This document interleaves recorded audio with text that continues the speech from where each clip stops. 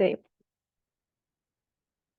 Tai jeigu galite pasidalinti savo vaizdais, man šiek tiek bus jaukiau vesti pačią paskaitą ir lengviau turėti ne tik sausą paskaitą, bet ir tuo pačiu diskusiją. Labai malonu matyti veidus, iš karto iš tiesų pasidaro jaukiau būti ir bendrauti ir vesti paskaitą. Taip, tai šiandien paskaita yra apie strategiją, identiteto vaidmenį brendo įvaizdžio kontekste. Tačiau tai nėra vien apie tai paskaita, tai tuo pačiu yra ir paskaita, kaip smulkius užsakymus, maketavimo užsakymus ar socialinės medijos pavienius maketus paversti didesniais grafinio dizaino projektais. Ir tai yra aktualu ne tik tiems, kurie tik pradeda dirbti grafikos dizaino profesiją, kelią renkasi, bet ir tiems, kurie daug metų dirba su skubiais degančiais projektais ir norėtų atrasti metodą, kaip susikurti galimybę turėti didesnės apimties projektus ir mažiau užsimti gaisrų gesinimu. Taip, tai ar tikrai logotipo atnaujinimas, nes imkim kaip pavyzdį logotipą būtent, ar tikrai logotipo atnaujinimas sprendžia kliento problemą? Galime įsivardinti, kaip atrodo prieš logotipas, kaip atrodo rebrandas. Tai va toks klausimas, ar situacija tikrai jau pagerėjo? Ar klientas žinos, kaip pritaikyti šitą logotipą socialinės medijos tinkleliui, burlenčių apipavidalinimui ar svetainės dizainui? Ar ne? Tai va tokie būtų klausimai. Taip, ir tą įsivardinti mums gali padėti vizualinio identiteto auditas.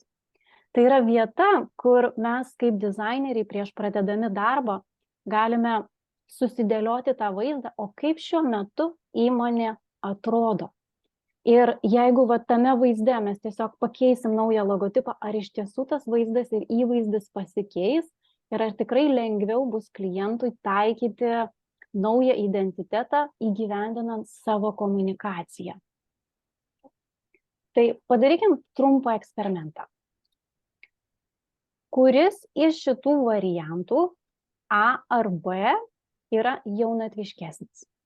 Tai tiesiog pasirinkit ir galit parašyti į chatą. Kuris iš šitų variantų yra modernesnis? Galite parašyti į chatą arba savo mintise tiesiog pasirinkti A ar B. Ir kiek laiko užtrukot pasirinkdami? Ar buvo lengva pasirinkti? Taip. Matau, kad parašo A, B, kai kuriem 2 sekundės. Na, taip, užtrukot 2 sekundės, 1 sekundę. Na, iš tiesų, 2-1 sekundė. Tiek užtruko jums pasirinkti, kuris yra modernesnis, jaunatviškesnis. O ar atkreipėte dėmesį, kad abiejuose variantuose logotipas buvo vienodas, kaip ir tekstas? Įjungti, pasižiūrėti. Kreipkite dėmesį. Tekstas yra identiškas, logotipas taip pat. Keičiasi tik tais įvaizdis, pati emocija. Lygiai tas pats yra ir čia. Logotipas yra tas pats. Keičiasi visa kita, kas yra aplinkui. Vadinasi, logotipas nėra tiek svarbus. Trumpai apie mane. Aš esu grafikos dizainerių mentorė ir dalinuosi savo patirtimi su dizaineriai, padėdama jiems pradėti kurti vizualinį identitetą bei freelancinti. Tam esu įkūrusi dizainerių sambūrį ir būtent dizainerių sambūris yra ta vieta, iš kurios ir išeina šios nemokamos paskaitos, kuriomis dalinuosi su kitais, kad galėtų išmokti ir kiti prisijungti prie grafikos dizainerių, kurie džiaugiasi šią profesiją. Taip, tai logotipas dar ne viskas.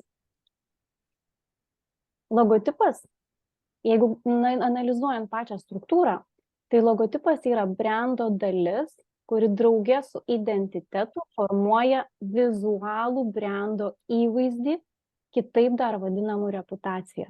Ir tą aš jums ir norėjau parodyti, būtent tame eksperimente, kur daviau pasirinkti, kuris iš variantų yra ryškiau išreikšta modernumo ir jaunatviškumo, tačiau logotipas ir net tekstas nieko nekūrė ir neturėjo įtakos.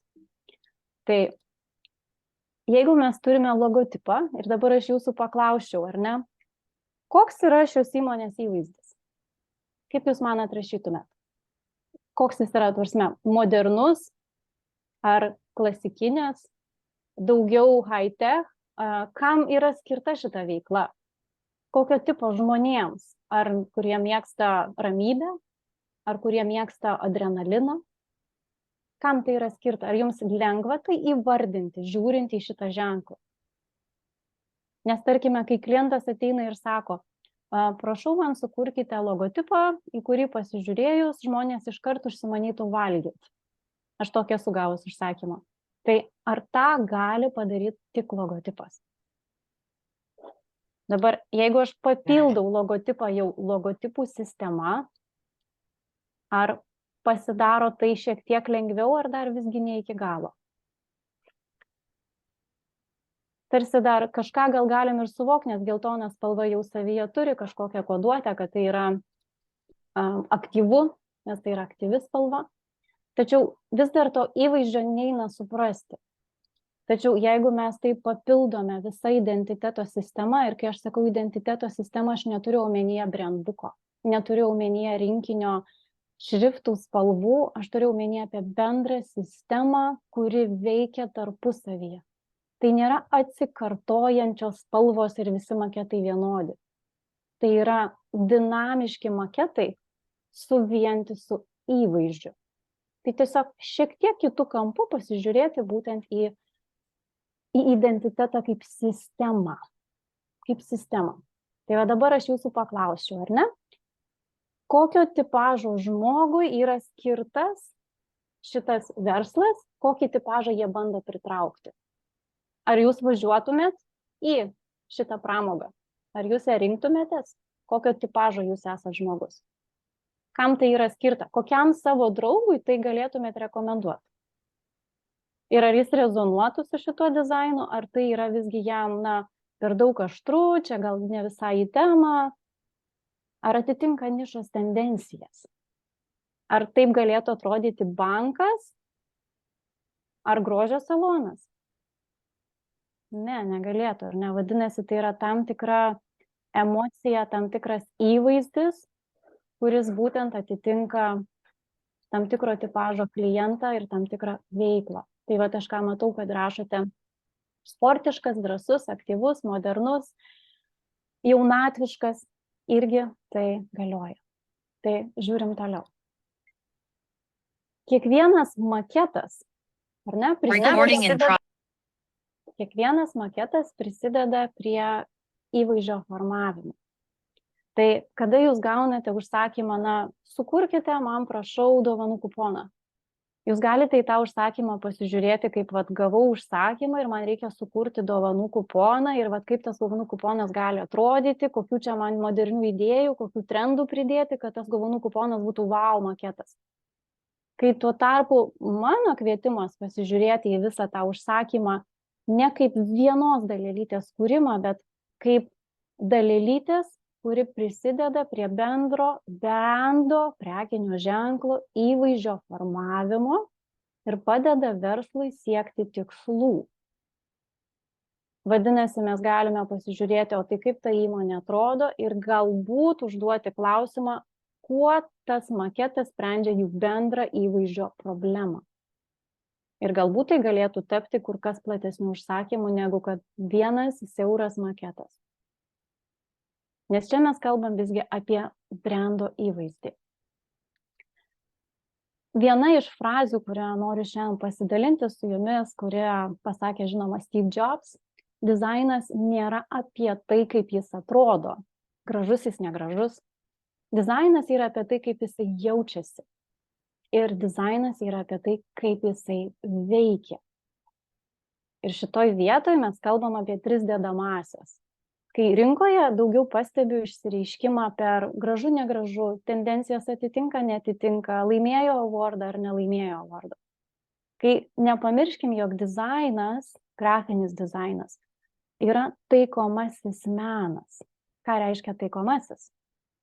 Taikomasis tai reiškia padeda verslams pasiekti tikslų. Tampa jų verslo įrankių tikslų siekimui, atlieka funkciją. Tai norėčiau šiek tiek detaliau pasižiūrėti, kaip visa tai išsiverčia. Taigi, kaip jis atrodo, verčiasi į formą. Kokia tai yra forma? O forma verčiasi į dizainas. Kokia forma yra išreikštas dizainas? Aš vėliau padetalizuosiu pavyzdžiais. Dabar, kaip jisai jaučiasi, kokį tą jausmą mums sukuria, ar ne, ar mes kreiptumėmės, nesikreiptumėm, mums patinka, nepatinka, profesionalu, kokį įvaizdį sukuria.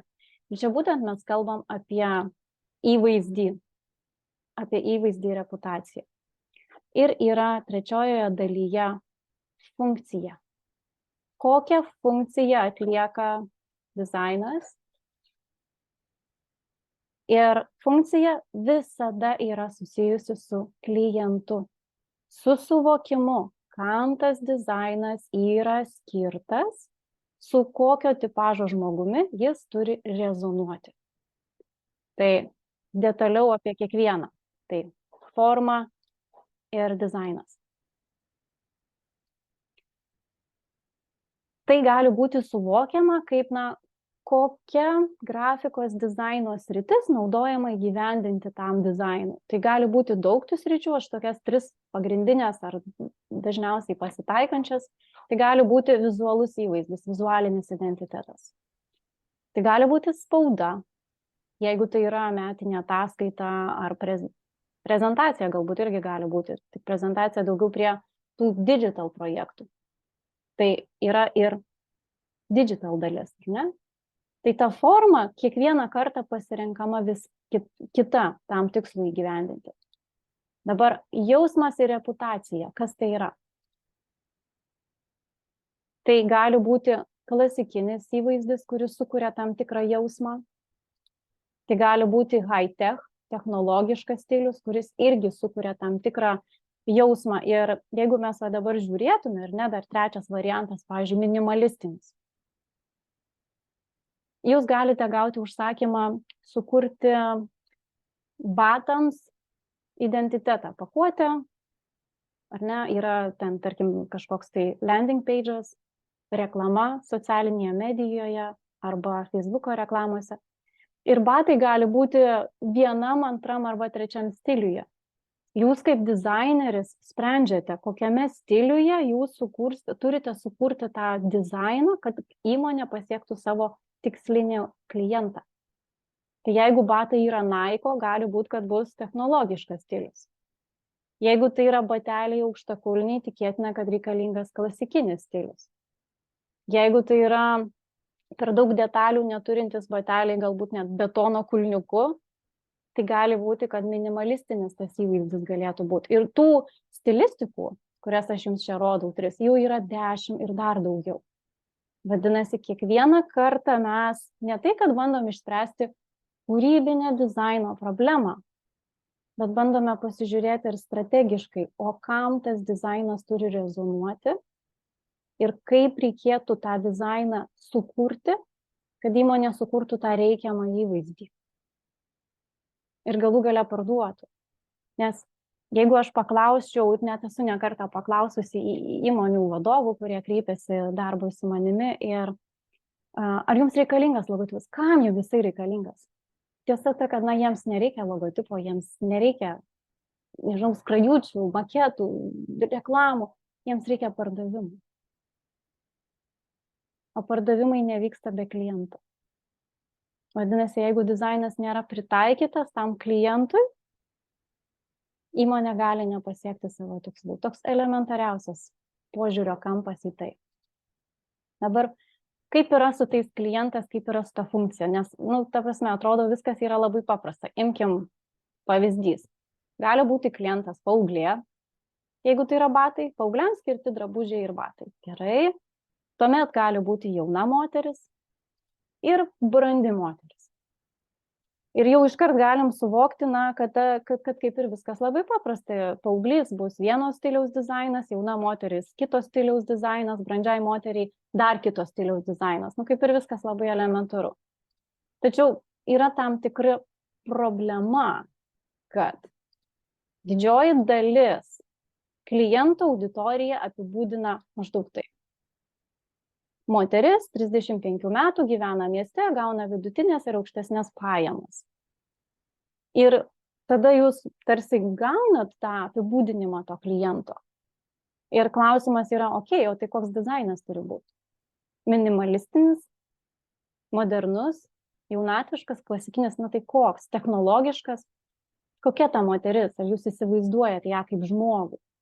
Ir va čia mes ir turime tą tokią situaciją, kad mes turime, prašau, 3 moteris, kurios absoliučiai atitinka tą apibrėžimą, bet ar jaučiate, kad jos visos yra absoliučiai skirtingos ir turi visai kitas vertybės ir rinktųsi visai kitokius sprendimus grafikos dizaino?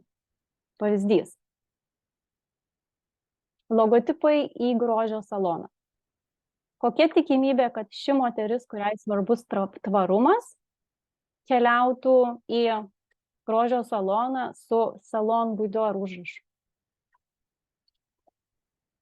Kokia tikimybė, kad moteris, kuriai svarbus statusas ir grožis, kaip jinai atrodo, rinksis Karma grožio saloną? Žinoma, tikimybė yra, gali tai būti, bet nebūtinai tai bus. Nes čia daugiau reikėtų žiūrėti, kad yra išimčių iš taisyklių, tačiau mums reikėtų pasižiūrėti, o kokia yra ta taisyklė, kuri yra būdinga. Lygiai tas pats galioja ir tam pačiam interjerui. Kad kiekvienas žmogaus tipažas turi tam tikrą suvokimą, tam tikrą vertybinį pasirinkimą, į kokį saloną jis eitų, kaip jis turėtų atrodyti. Ir tiek interjeras, tiek grafinis dizainas yra viso to dalis, kuri ir formuoja tą bendrą įvaizdį, prie kurio jūs kaip dizaineris prisidedate kiekvienu savo maketu.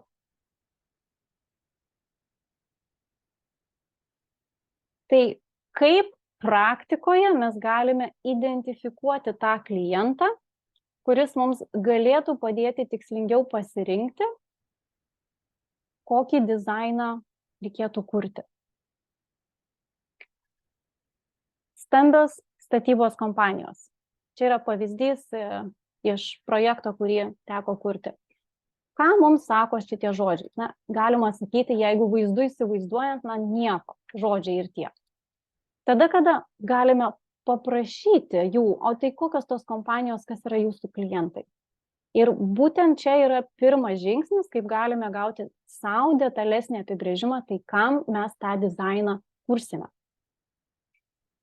Tuomet, kuomet turime šitus, jau galime eiti pagooglink, o tai kas vadovauja PST, kas vadovauja EIT, Bitnyje, Realko. Ir galime rasti tų vadovų nuotraukas, pasižiūrėti net ir viešuosiuose šaltiniuose, kaip atrodo jų sandoriai, kokius jie automobilius vairuoja, galima ir tai rasti, arba galima net įspėti, kokį automobilį galėtų šitie dėdės su raudonais kaklaraiščiais vairuoti. Žinoma, kad bus didelis 4 varomų automobilis. Ir tai mums irgi daug ką pasako apie tą žmogų. Bei žinoma, dar įvertinam ir kokius projektus įmonė stato ir kad tai yra milijoniniai projektai didelėms įmonėms.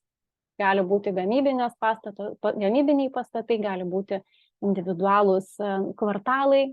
Vadinasi, mes kalbam apie didelius projektus, didelius sandorius. Ir tas dizainas mūsų turi būti pritaikytas būtent šitam klientui. Tai jeigu mes grįžtame atgal, ar ne, va čia šitą vietą. Stambios statybos kompanijos. Kaip turėtų atrodyti dizainas? Ar jūs įsivaizduojate? Pat savo mintise, ateina užsakymas ir reikia sukurti informacinį stendą stambiajam statybos kompanijom, kad jos užsisakytų paslaugas tos įmonės. Ar įsivaizduojate, kaip jis turėtų atrodyti? Dabar, o jeigu aš jums pateikiu, kad tai yra kliento tipažas, ar jau yra lengviau įsivaizduoti, kaip tai turi atrodyti? Nes būtent ką aš pastebėjau savo veikloje, kad tol, kol aš kūriau tarsi šaudydama varnas ir neįsivardindama, kam tai yra skirta, kas tai per klientas turi rezonuoti su dizainu, tol tai būdavo visada toksai, pašaudimas, gal taip, gal kitaip. Kada pradėjau įsivardinti, kas tas yra klientas, kuriam aš kuriu, tuomet prasidėjo ir kur kas lengvesnis procesas susikalbėti su klientu ir pasitvirtinti projektą kur kas greičiau. Kitas pavyzdys, tarkime, nurodyta, jog C-level people tai yra CFO, CMO, visi tie vadovaujančios pozicijas užimantis verslai. Ką reikia daryti, kada mes gauname tokį kaip auditorijos apibrėžimą? Keliaujam ir bandom įsivardinti, o kaip atrodytų vieno kliento portretas. Buvo įvardintos kelios įmonės, su kuriomis jie siekia dirbti, vėl googlinam, kaip atrodo vadovai, ar tai ten Švedijos koncerno vadovai, visiškai nesvarbu, ir susidarom savo moodboardą. Apie ką yra šitas klientas, kuriam bandysime kurti dizainą. Tai čia būtų pavyzdys, kaip visą tai būtų galima panaudoti. Dabar dizaino funkcija yra sukurti rezonuojantį dizainą arba įvaizdį, brendo įvaizdį tam tikram kliento tipažui. Ir dizainas tarsi susikuria pats savaime, nes daug aiškiau pradedam suprast, ką mes kuriame, jeigu tinkamai identifikuojam patį klientą. Ir kaip mūsų užsakovai tikrai to kliento mums neapibūdins taip detaliai, kaip mes prašome jų, bet tą galime padaryti patys. Dabar kaip kliento tipažas įtakoja dizaino stilistiką. Tiesiog pateiksiu keletą pavyzdžių, nes tarsi galėtų kilti klausimas, o tai kam man čia vargti apie tą klientą galvojant, prie ko čia dizainas, pasižiūrim, ar ne, kaip tai galėtų būti pritaikoma. Tai pavyzdys, užsakymus sukurti kosmetikos vizualų apipavidalinimą pakuotėms, socialiniams tinklams, galbūt svetainę reikia sukurti, ar ne, ir toks, kaip ir paprastas užsakymas. Yra nurodyta kažkokia tai galbūt ir auditorija, bet o kam visą tai skirta, kokio tipažo žmogui? Nes moteris gali būti labai labai įvairi kosmetikos, ar ne, pirkėja. Ir čia būtent pavyzdys būtų 3 portretų ir kaip tie 3 portretai gali išsiversti dizainą. Tarkim, pirmasis, jinai yra žaisminga, jai patinka priimti sprendimus impulsyviai, jai patinka ir išsiskirti, jinai tokia yra šiek tiek kaip anarchistė gyvenime, galbūt šitai būtų galima net išreikšti šitą tipažą, ne, jinai nėra santūri, vadinasi ir dizainas galėtų būti apie tai. Imkim kitą pavyzdį. Moteris, kuriai svarbus yra grožis, išvaizda. Čia mes jau kalbam šiek tiek ir apie santūrumą, apie tą moteriškumo išraišką. Vadinasi, ir dizainas gali būti visiškai kitas. Trečiasis pavyzdys. Moteris eina į darbą, dirba galbūt IT projektų vadovė. Kas jai yra svarbu? High tech. Ir jai būtų svarbu, kad kosmetika būtų moksliškai patvirtinta, nes jinai viską vertina racionaliai. Vadinasi, iš vieno užsakymo pavyzdžio mes galime pasirinkti N variantų, kaip įgyvendinti šitą užsakymą. Atkreipkite dėmesį, kad jeigu mes klaustume, tai ar gražu, visi jie gražus sprendimai. Klausimas neturėtų būti ar gražu, klausimas yra, o kas veikia. Kuris variantas yra atitinkantis ir rezonuojantis su klientu, kurį mūsų užsakovas nori pritraukti, siekia pritraukti.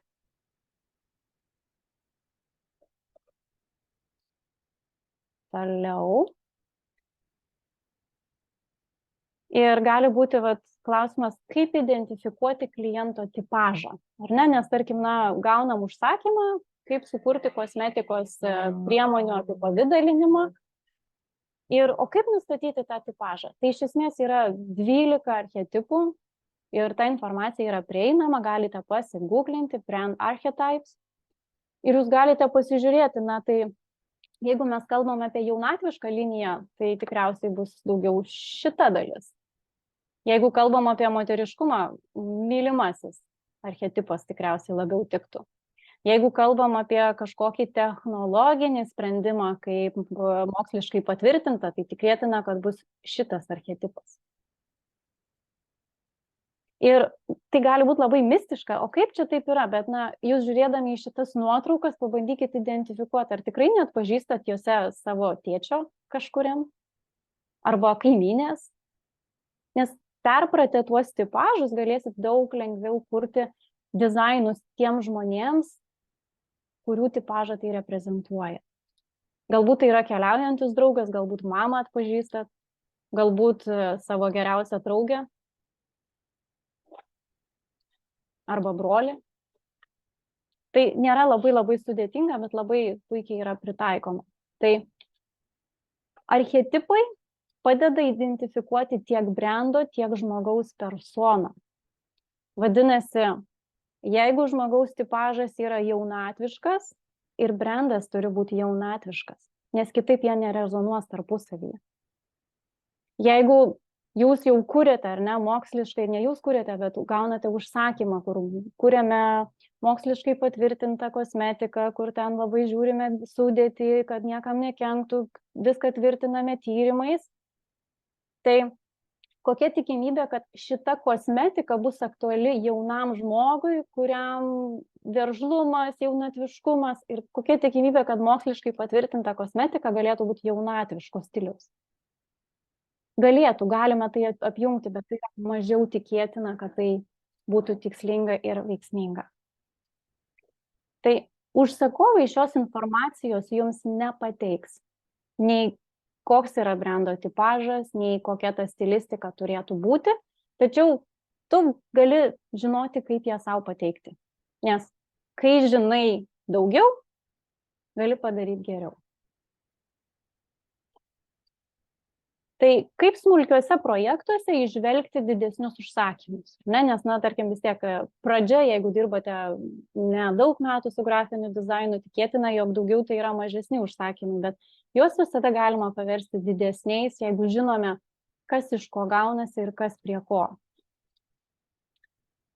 Tai pavyzdys, ar ne? Tarkime, gauname socialinių tinklų maketo užsakymą. Pagal ką jūs jį kuriate?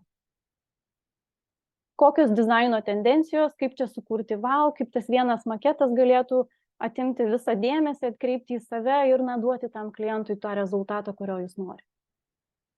Tačiau tiesa ta, kad visas tas užsakymas mums nepadės, neįvertinsim tiesiog, kaip tai integruosis feede, kokią reputaciją kurs, kaip tas visas vienas maketas prisidės prie bendro įvaizdžio brando formavimo.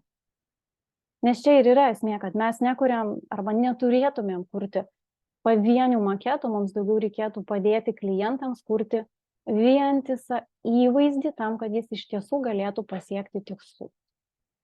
Ir kaip tą užsakymą galime pakeisti kitu, tai gali būti socialinių tinklų konceptas. Kada vėlgi žiūrime į tai kaip į sistemą ir kūrėme ne vieną maketą, bet kūrėme sistemą tam, kad pačiam užsakovui būtų lengviau kasdieną paruošti greitai tuos maketus, kurie gyvuoja socialiniai medijai 2 minutės.